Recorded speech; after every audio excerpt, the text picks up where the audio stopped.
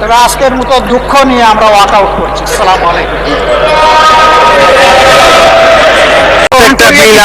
আগামী অধিবেশনে মাননীয় স্পিকার, আমি স্মরণ করিয়ে দিচ্ছি, আপনি সেদিন বলেছিলেন রাত 12টা হলেও সেশন কন্টিনিউ করবে এবং সবগুলো আলোচনা হবে।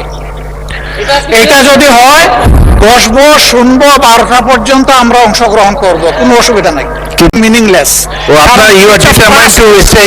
এখানে ট্রাস্ট মেনটেইন করা হয়, এটা আমাদের দুঃখ যে আমরা এই দুঃখ নিয়ে এখন ওয়াকআউট। আপনারা যদি ওয়াকআউট করার জন্য আগে প্রথমে সিদ্ধান্ত নিয়ে থাকেন, মোস্ট ওয়েলকাম, নো প্রবলেম। না না, democracy is a rule by majority. এটা মাননীয় স্পিকার, এটা আরো দুঃখ পেলাম, এই কথাটা আরো দুঃখ পেলাম।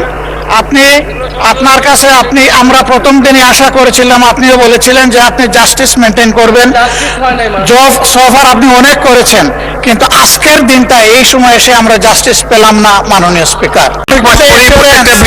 বিশেষ কমিটিতে অ্যাসুরেন্স, উপদেষ্টা কমিটিতে অ্যাসুরেন্স, সব অংশ তো এলে ট্রাস্টের জায়গাটা উন্নত রাখলেন না মাননীয় স্পিকার। আমি তো বললাম করার পরে আমরা কিন্তু সহযোগিতা করেই যাচ্ছিলাম যে ঠিক আছে, কনসেনসাস যা হয়েছে আমরা আর কথা বলবো না, আমরা হাতেই ভোট দিয়ে দিয়ে চলবো, আমরা চলেছি। কিন্তু এখন এসে দেখতে পাচ্ছি যে আমাদেরকে আসলে ব্ল্যাক আউট করে দেওয়া হচ্ছে। ওই ব্ল্যাক আউট কেন আমরা হবো মাননীয় স্পিকার?